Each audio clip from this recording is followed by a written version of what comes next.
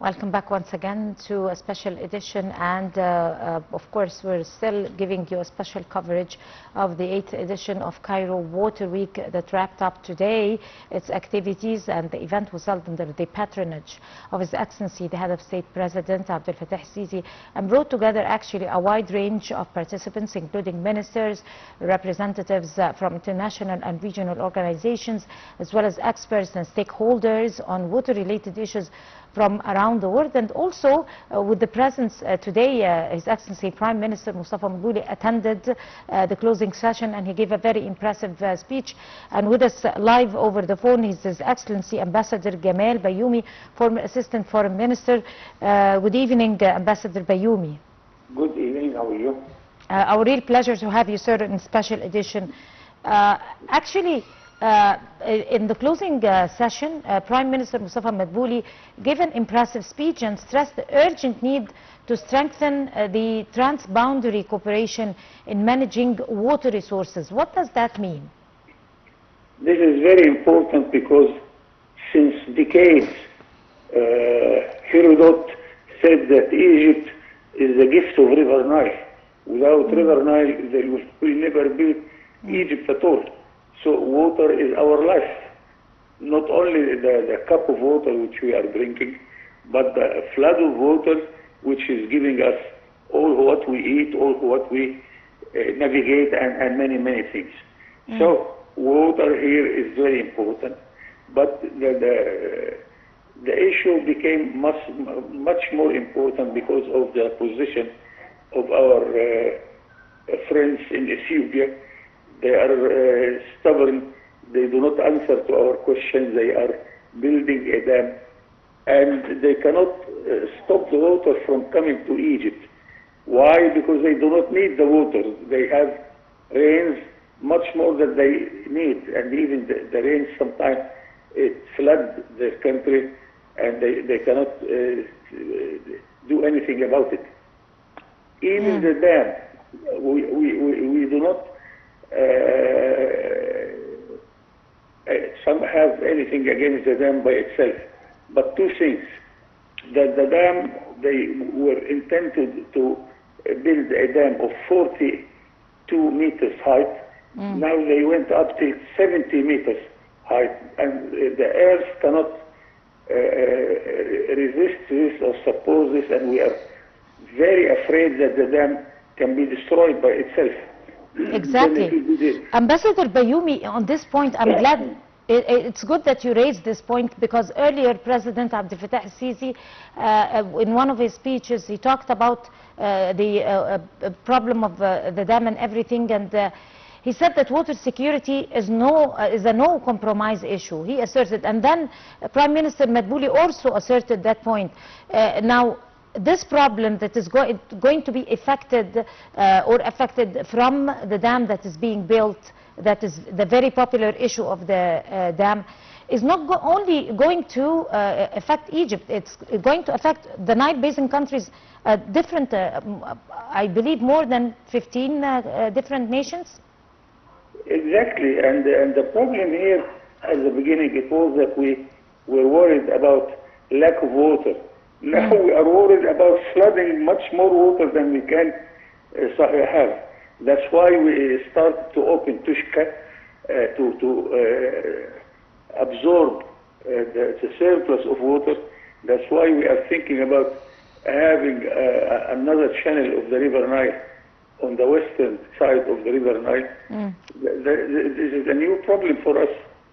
Not only that the lack of water is our concern, but sometimes the flood is our concern, because it will flood Sudan much more than can Sudan afford. This is a new problem also. So I think the word cooperation, we need cooperation here, and to have sort of understandable talk between the whole countries of the River Nile, and we give a good example with Tanzania, where we built the dam itself. We are not against the dams, because of course, after all, it would make the flood of water controlled. So negotiation, what we need negotiation and good intention between all the concerned countries. Right. There were talks about Congo River and projects and other, ideas, alternative ideas. Do you have, is there anything that could be built on this idea? Yes, we need every single idea in order to make everybody satisfied. We want to make everybody make sure that we do not have contradictory positions. Of course. On the contrary, we all are benefiting from the River Nile. We all are benefiting from a good sort of cooperation, and then everybody can sleep happily. But this stubborn position is not something which we can deal with. All of us are against it. Of course, and we can add to that we are a nation that has a history that goes back 7,000 years ago, that was built on agriculture and the Nile River. And besides that, even though that we have that history of the Nile River, we totally respect the historical rights of other countries, even if we are the oldest country in the whole world, but we still respect the historical rights and the water agreements. Others are not. Exactly, and really, I personally studied carefully all the details of this problem of the Ethiopia Dam.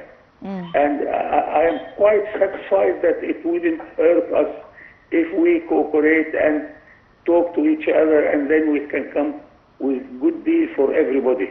Of course. There were also, the discussions also revolved around the sustainability and climate change, and also the challenges that are facing generally the water security. But there is also the problem of sea level rising, and it's totally as an effect of climate change. How exactly dangerous is the idea of the future climate change for countries like Alexandria and coastal countries, especially not only in Egypt but worldwide? I'm talking the sea level rise, and how exactly is dangerous is the sea level rise? God knows, because really we are not talking about something which we know 100%. All these are estimations, and we should make ourselves to all these threats. And really you are right about to be a little bit worried about what can happen with the change in the weather. But we are there, and for each of these technical problems, we of course there must be a solution from our experts. Now it is good that discussions like that are gathering countries with knowledge. There is an exchange of knowledge concerning the water sustainability and water consumption, and of course there are, but speaking about international laws, how exactly is important for applying and restricting the international laws and sharing the water between nations and everything, because this is going to secure water for everybody? This is a very, very important point, because here we are not inventing something which doesn't exist. We only want to apply the international law about international rivers, and we have very neighbor situation in Europe. Europe has plenty of rivers, which is there isn't one single river which is in one country. All the rivers in Europe, it is divided between several countries. So there are something about history of this. There are something about the law and the international law of how to treat the international rivers. It is in Europe. It is. I lived in Brazil, and there was also discussion like that between Brazil and Argentina about the rivers between the two countries. So we are not talking about something unique for Egypt and Ethiopia. This is something which is already organized by international law for rivers. If you could excuse me, of course, Ambassador Bayoumi, we're going to go to take a flashback to the closing session of today's discussions of the Water Week, to take a bite out of the Prime Minister Madbouli's speech. And please hold on with us, and I'll come back to you. In the concluding ceremony of Cairo Water Week, which has become a global platform bringing together decision makers, experts, researchers and representatives of international and regional organizations from more than 50 countries from different continents, to reaffirm Egypt's position as a regional hub for dialogue on water and sustainable development issues. Cairo Water Week, in its 8th edition, witnessed richness of ideas and diversity of participation that reflected an increasing global awareness on the importance of cooperation in facing water challenges in light of the changes and climate changes and increasing pressures on natural resources.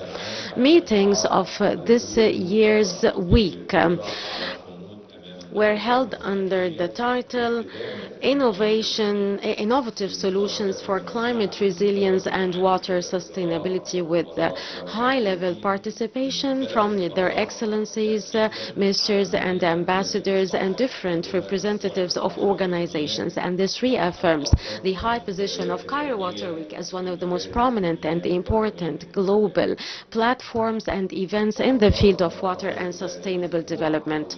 The discussion evolved around 5 interrelated topics: climate cooperation, nature-based solutions, infrastructure sustainability. And these interrelated topics are not only theoretical titles, but a roadmap towards a more secure and sustainable water future for everyone. Cairo Water Week also...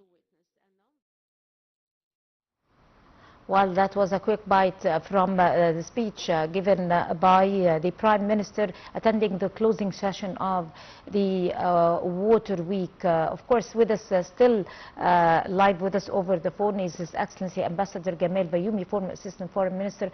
Ambassador Bayoumi, we're talking about... hello, Ambassador Bayoumi? Hello? Ambassador Bayoumi, are you with us? Actually, I guess we lost Ambassador Bayoumi, but actually, as we continue to be giving you special coverage of the Cairo Water Week and its importance as it's revolving around sustainability and climate change, and also to our knowledge also that the Minister of Water Resources and Irrigation, Dr. Hani Swalem, also he gave a speech earlier today, and he stressed that holding the Cairo Water Week for the 8th consecutive year here in Egypt, it reflects ongoing commitment to foster regional and international commitment and a dialogue on water issues. Of course, like I earlier said, that given the fact that Egypt is a country that is actually has a history of being the jewel of the Nile, that have its history made already, as the foundation of our history is the Nile River and agriculture.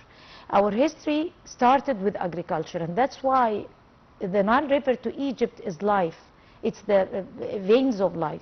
That's why Egypt is very keen on holding discussions to be able to discuss means of fostering all the issues that are related to secure water shares amongst the Nile Basin countries. And also, in spite of all that, and we are history, we possess the historical rights and shares of the Nile water, but at the same time we totally respect the rights of others. We do not deny other Nile Basin countries the rights And like President Abdel Fattah al-Sisi earlier said, he talked about the issue of the River Nile, one of the topics, and that was earlier last week. And he asserted that the water security is a no-compromise issue.